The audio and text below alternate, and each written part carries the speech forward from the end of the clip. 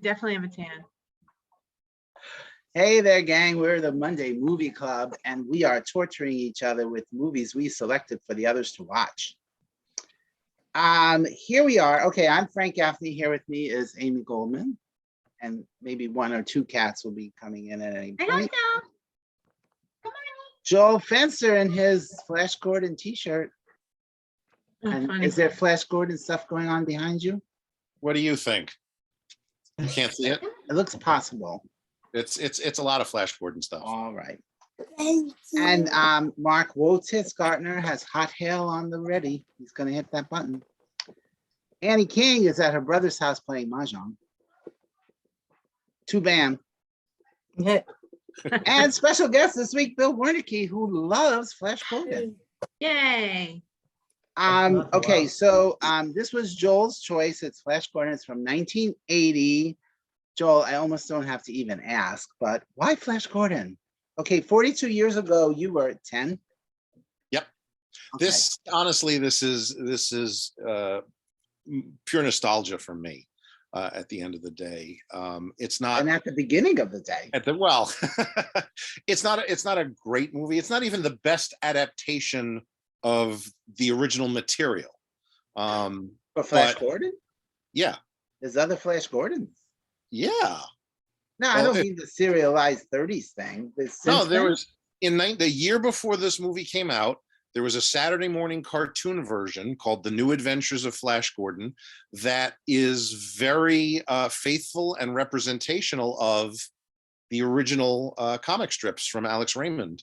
Well, and I think the serial too, because every week they could end in a cliffhanger and come back. Well, not just that, but the serial had some other shortcomings based on the fact that it was 1936 and the but I have to say right up front, Sam J. Jones had no shortcomings. Yeah, well, we know from his acting. His acting. Yes, okay, in his acting he had shortcomings. Okay.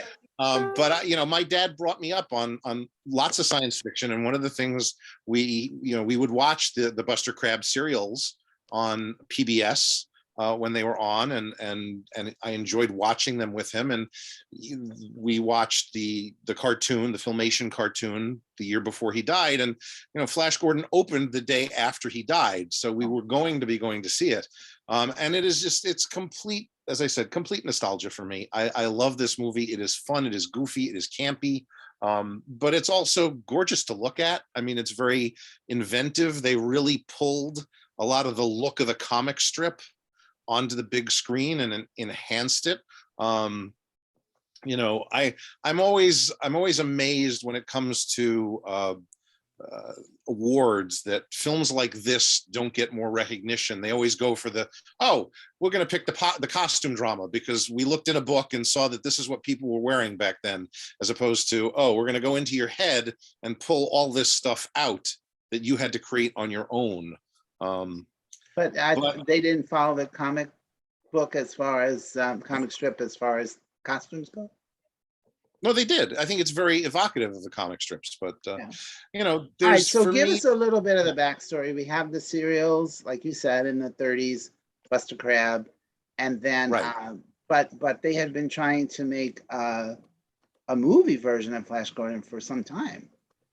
Right. Dino De Laurentiis had the rights to it, and he had some success. Who is Giada's grandfather? Yes, correct. Giada's grandfather. He had the rights to it since the probably late 60s. He had some really big successes with two comic strip based movies from foreign countries, Barbarella and with Jane Fonda, and Danger Diabolique. And he really wanted to do Flash Gordon. Somebody did at one point try to work with him on getting the rights to make his own version of Flash Gordon, but De Laurentiis denied him those. Would so that he be went on to make Lucas? Yeah, that would be George Lucas. So he went on to make Star Wars, which at this point is much bigger than Flash Gordon ever was. Yeah, but very evocative of Flash Gordon. Oh, of course it's very evocative. I mean, you have, if you look at almost everything in the Star Wars series, or at least the first three movies. After that, it kind of becomes its own entity. But you know, the jungle planet of Endor is evocative of Arborea. The ice planet of Hoth is evocative of Phrygia. You know, there's a whole bunch of, he just stole everything. And So- yeah, and then you just mix in a little Indiana Jones and you have everything you need. Exactly. But De Laurentiis finally started things in motion in the after Star Wars. He originally had Nicholas Roeg as the director, but they were kind of not seeing eye to eye on where this should go, and he wound up bringing in Mike Hodges to direct because he liked Mike Hodges' face. That's how Mike Hodges tells the story. And I like a you know, face. yeah. There's definitely some interesting things going on in the film. You know, you're dealing with a screenplay that was written by Lorenzo Semple Jr., who wrote the first 4 episodes of the 1966 Batman TV series, as well as the screenplay for the movie that came out of that. And he was the story editor on the series for all 3 seasons. So, you know, it shares that camp aspect in common right out of his script. So, but it's for me, it's just fun. You know, I can nitpick things that I hate about it. They're story Joel, please related. don't take my job. I'm not. As I said, they're story related. They have to do with characters that got shortchanged that really shouldn't have. And then they made up Klaatu. Clytus, yes. Yeah, yeah. Well, I mean, things like, you know, General Kala in the original comic strips and the Buster Crabs serials was a shark person, not whoever she, you know, torture Clytus's assistant kind of thing. And Prince Thun was a lion. It sounds like you should be eating her at Passover with some butter. Challah. Kala. Holla. Oh, And Prince Thun was a major character that they dispatched with very quickly in this movie. So, but again, well, I think, you know, the sequel would have covered that. no, it wouldn't have. He's dead. Oh. they Which they one's killed dead? him. Prince Thun. He's the Fall on your prince sword. that the Ardentian prince that Ming has fallen his sword, but Ming actually stabs him, and that's Prince Thun. He's a lion man in the comic strip, so he looks like a human lion. And Okay, Anyway, so you know. we'll come Go ahead. back to you, Joel. We'll come back. Okay. Okay, and feel free to interject anytime anybody says anything. All right, so I don't really want to shit over Joel's nostalgia, Feel free to do so. but I was 22 when this movie came out, and I did see it in the movie theater, and I was way out of the demographic for this silliness, and for me, it was a little torturous then, and it was a little torturous. So, but here's the thing. I mean, I've seen plenty of, you know, well-made campy comic book-based adventures, but this one is not one of them, I don't think. There's bad acting, there's bad writing. The budget is so low that it's like, it doesn't, for me, it doesn't add up to a good movie. Some of the green screen is laughable. It really is. But not in a fun way. I felt like it was just bad. And did they dub all of Sam Jones' voice or just some of it? They dubbed most of it. Like Most at of this point, no, there's nobody around who is either alive or remembers exactly what is and isn't Sam Jones. And Yeah. The identity of the person who dubbed his voice was not known for many years. And there's nobody famous, and I can't remember his name anyway. So, Joel, I watched the special on the documentary, but it didn't really make it clear. Did he leave because they were dubbing his voice, or did they dub No, his voice because he the other left? way around. they He dubbed his left. voice because he left. Yeah, and that whole thing was a little sketchy for me too. That his representation was like, you could get better and whatever, blah blah Well, blah. he suffered. He at the end of the day, he suffered from what I will refer to as George Lazenby syndrome. You know, it's the I am James Bond. Fuck Right. you. I can do whatever I want now. Yeah, his head And- got bigger than his. Yeah. All right. So okay, but still, if you go into it just expecting a cheesy spectacle, okay, you might have fun and you might enjoy it. But I did like it better this time than in 1980. But recommend it? No. warn you not to watch it? No, I mean, go right ahead if you want to watch it. You know, if you could put all that aside, you might have fun with it. Okay. And so I even watched The Life After Flash, which Joel recommended. It made me like Sam Jones even less. I felt like he really is a bit of an ass. Even now, even with him trying to be Mr. Nice Guy, I was like, yeah.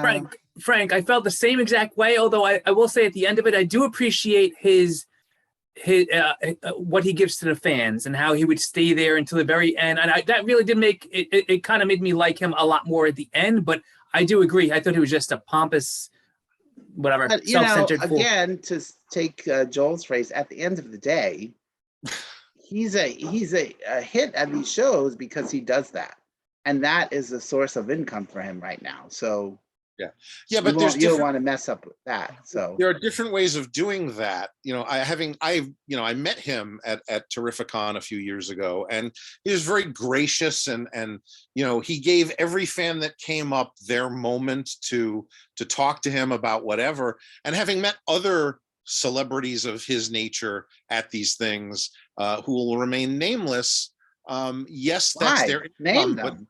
Name Burt them. Ward. Burt Ward. Shush, shush, shush, shush. Burt Ward was an ass. Or he was cold. He was very cold.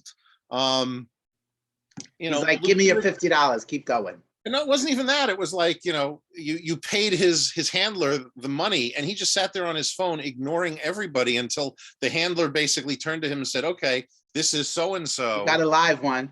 Yeah. And then it was like click, the smile came on, and then as soon as the flash went off, no pun Back to intended, the phone. back to the phone. And it was like, well, that's disappointing. So, and then there's a few others that were kind of the same way, but you know, they are who they are, and you know, you kind of, you know, don't meet your heroes. So Except you like Sam Jones. He was very I sweet. did. He was And very, he looked very sweet. The picture looked adorable. Yeah. So for me, I'm going with 2.5 stars on this movie, and I only gave it the extra half star because Joel loves the movie so much. All right, who wants to go next? Bill, you're a fan of the movie, so why don't you go and poo-poo everything I just said. I'm not gonna poo-poo. I mean, I can understand why people wouldn't like this movie. It's cheesy, it's campy. But for me, it's not campy in the fun way that Batman was. It's horribly acted. There's some terrible acting. I did like Brian Blessed though. He was very funny. I was just gonna say, I'm gonna show this. It's something that I actually wrote down for myself. All it says is, if you can't read it, it just says dive. Because Brian Blessed says dive better than anybody else in Hollywood or ever could ever say it, and he does it like 3 times in the movie. He was adorable, Dive! and he has nice legs too. Yeah, I do love Prince Thun, poor Prince Thun, who shows up, you know, for like 5 seconds in the movie, and I looked up his character because I've never read any of the comics or anything like that. So like my experience with Flash is mostly this movie. Bits and pieces of the Buster Crabbe serials back, you know, from I do remember them on Saturday morning, I think. But mostly it's this movie, and I just love it, and its campiness, like the horribleness of it. You know, Max von Sydow as Ming the Merciless is brilliant, but Brian Blessed for me makes this movie, like every scene that he's in is just you know, I do think Max did a very nice job. When And he looks great. Oh yeah. Oh, I mean, going back to what Joel said about the costumes. I mean, if you look at some of the if you do go back and look at some of the old comic, man, some of those costumes are straight out of the comic books for Ming. I mean, literally just like picture perfect almost. I mean, but some of the effects, especially for like 1980. I mean, I know Star Wars had already come out, so it was like, you know, they could do better, but still just fun, and it fits that comic book feel of the movie. That being said, yeah, there's some horrible acting in it. Some of the costumes are really bad. The lizard men specifically, and they keep popping up with their eyes in their mouths, and I just laugh every time I see that. But going back to what I said, Prince Thun was played by oh God, what's the actor's name? George Harris.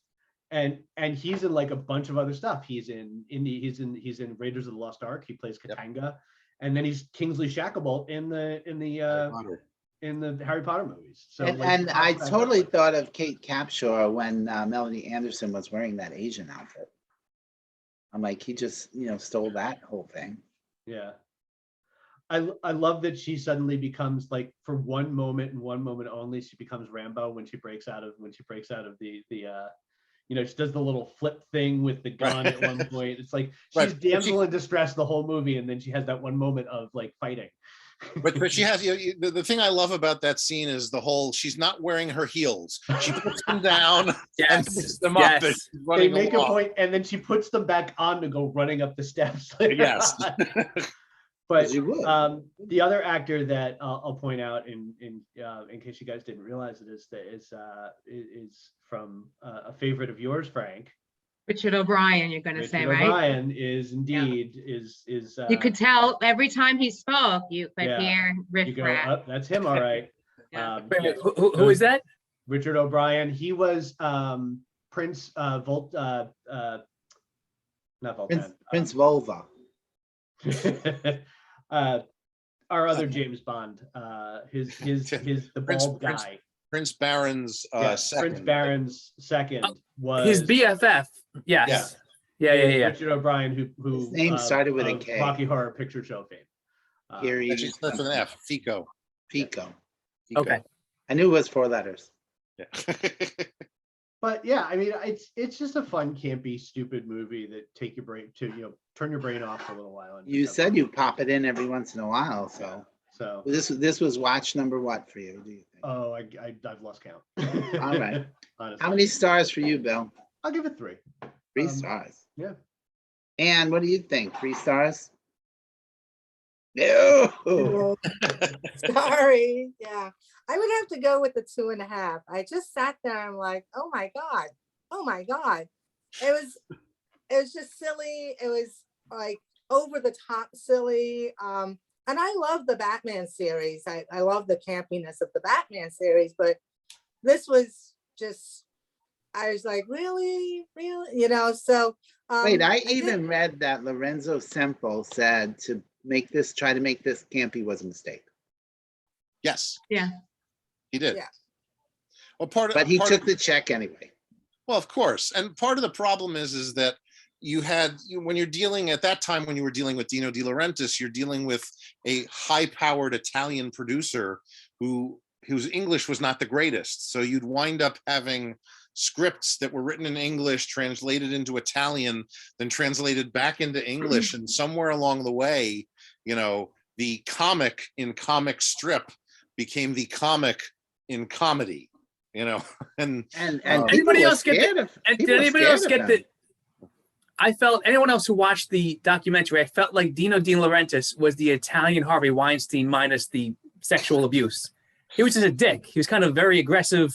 People hated And him. if he were didn't like scared you, of him. Out. Yeah. as I said, It's when Mike Hodges in one of the commentaries on the Blu-ray that Because came there's out 4 of 2 them. years ago, there's 3 of them. Oh, okay. Basically stated that he got the job because Dino De Laurentiis liked his face. I like your face. You got a job. And Oh. sorry, back to you. What did you Yeah, love about it? At the very beginning, someone says cowabunga, and I wonder if that's where Bart Simpson got it from, because he's at that age where he would love Flash Gordon. That's funny. I thought the flying monkeys were really cool. Yeah. Yeah, I thought that was very, very cool. And then there was a point like the swamp thing reminded me of Princess Bride with the jungle and stuff. Yeah. Yeah, so I don't know if they took it from that or not, but I could see where it's very amusing for 10-year-olds. 10-year-olds. 10-year-olds, So although my brother was, how old was he? He was 7. No, he wasn't 10. So yeah, because I asked him and he was like, no, it's horrible. He was like, but I watched it. Yeah. So I'll owe you when we get to Twilight. That's Ooh. right. Mark Definitely. G, you're a fan? No. So I Is apologize. this to- your first time watching it? No, I'm sure I saw it when I was a little kid, and then I definitely saw it when I was about 15, 16, 1990, 91. I'll get to that when I talk about the music, but I will say that Danielle loved it. She gives it 3.25 stars. I'm going to go a little lower. I guess for me, I have notes and I've had wine, so I'm going to read right off my notes here. I do like camp, but I don't like this much. And for me, I guess sci-fi has always had I've kind of had a hard split with sci-fi. I both love it and hate it. I love, well, put it this way. I'm not into like a human being up in the spacecraft, right? So you got Flash Gordon, you got Buck Rogers, you even got Star Trek, right? That doesn't do it for me. Then you have Star Wars, which has Jedis, lightsabers, Wookiees, along with fantastic outer space battles and John Williams score. That's my type of sci-fi, along with like Terminator and Aliens and stuff like that, which has nothing to do with space travel, just sci-fi. So that's the sci-fi that I like. This is not so much it. I did enjoy several parts though. So here's my quick breakdown. Here we go. The story: guy travels to outer space, teams up with warring factions to beat the big baddie and save Earth. That's a thumbs up. It's been done before, and it's been done a lot of different ways, and it works. And I found myself, even though I didn't love the movie, I'm cheering Flash on. Right? We want Flash to win. We want to save the Earth. It's all good, and the music helps as well. The same way that Dale is during the football game. Come on, Flash! Go Flash, go! I did enjoy that scene, by the way. That was funny. The acting. So there is the general thumbs down. I know what you said, and I know people agree with it. Voltan, to me, his over-enunciation of everything was annoying to me. And holy crap, Sam Jones, he makes Schwarzenegger doing Conan look like De Niro. I mean, I just felt like he was not a good actor. I get it. He was hired for his looks, and I totally get that, and he did a good job with that. The guards, they were so inept. They make the stormtroopers look like goddamn Terminators. They like, if anybody who knows Land of the Lost, they made the Slee Stack look fast. It was so slow. The music, okay, they're fantastic. I got to give it to, and like I said, I saw it when I was 15, and I immediately became a Queen fan, like that. My brother had the Greatest Hits cassette, which I then stole and I put it in my headphones. I listened to it over and over and over, and I've been a Queen fan ever since. And just, I mean, and Flash was on the Greatest Hits album. Yes, yeah, absolutely. It includes some of the commentary from what do you mean Flash Gordon is, whatever. It's fun how that's actually in the song. Dialogue. That must be why I knew that song, because that was the only song I knew. And that's what, when we were watching it, I remembered nothing of the movie. I was like, wow, I didn't know that Topal, what's his name, Dr. Zo, I thought he really was brainwashed. I had no idea he was faking it. Danielle was like, come on, how'd you not know that? I knew nothing. But as soon as, what's her name, the Italian torturer woman, when she mentioned, what do you mean, Flash Gordon? I knew that line because it's in the song. So there was a few things I knew So from you were the song hearing Greatest Hits all throughout the movie. the whole time. That's great. What do you That's mean? like the, So it the was- and Batman that- one that- Approaching, yeah. Well, That's and like that part was nostalgic for me, more as a mid-teenager as opposed to a little kid. you're But like, I still oh, that's where that line is from. yes, exactly. Kind of like Prince doing the Batman song. Where they have the dialogue in there. Back I dance. don't need it anymore. Lastly, the women, Dale, very vanilla and boring for me, not my type of woman at all. If I were Flash, I would have stayed single and had a friends with benefits deal with Princess Aura. I mean, she was hot. And has there ever been She was one letter away from oral. yeah. No boobies ever been a- though. But has there ever been like a hornier, evil space princess than her? Like, that's all she wanted to do was strip him and bang him the whole time. That's her character. That's a good character. That was her character back in the Alex Raymond's comic strips. Yeah. Okay. So overall, for me, I'm going to give it 2.5 stars. I did enjoy, and I totally get where Joel and Bill are coming from. Because when you guys mostly shot down Spaceballs, you got where I was coming from for the nostalgic purposes. So I get where you guys are coming from. It didn't work for me so much, but I certainly didn't hate it. I just don't want to, just like Joel, you referenced the Batman 66 movie. Right. Even that too. I liked the series when I was a young teen coming home after school and watching it at 4:30 in the afternoon. But I don't really want to rewatch the movie. I don't want to rewatch this movie. I don't hate it, but I don't love it. And Well, first, I guess I'll start with what I loved. I love the ending with the bird people writing words like thanks. I thought that was adorable. Love the bird people. And the costumes were as idiotic as a lot of them were. They were so beautiful to look at. It was all just so pretty. It seems like half this $20 million budget went into the costumes. Clearly, this movie is deep in the campy, fun, so bad it's good genre, which so many people like Bill and Joel love. I am not one of them. I thought the script was written by a 12-year-old boy. The acting was worse than the worst community theater acting, like somebody off the street, worse than that. Every single person I hated, and I don't think, what's his name, Sam Jones? I don't even think he's good looking. I hated him. And the special effects were beyond painful. And I hated the score. So I'm giving this 1.5 stars. I'm so sorry. Wait. When you say hated the score, did you hate the Queen? You hated everything by Queen? Yeah. I mean, it was, for I me, hate it. I just kept hearing that same riff of Flash. Hold on. One thing I have to say, anybody else, out of all the things that were unbelievable about this movie, the most unbelievable is that through a wormhole, you go to another planet and people are getting married to Here Comes the Bride, played by Brian May. That was hilarious. Yes, there were definitely moments where I thought, okay, that was cute. I never smiled, except when the birds wrote thanks. It had a couple of moments, but overall, I was like, when is this movie going to end? And when it had 20 minutes left, I was like, oh my God, this is 20 more minutes. And it was like an hour. Okay, well, I didn't want to shit all over Joel's movie, but Amy managed to do I'm it. sorry.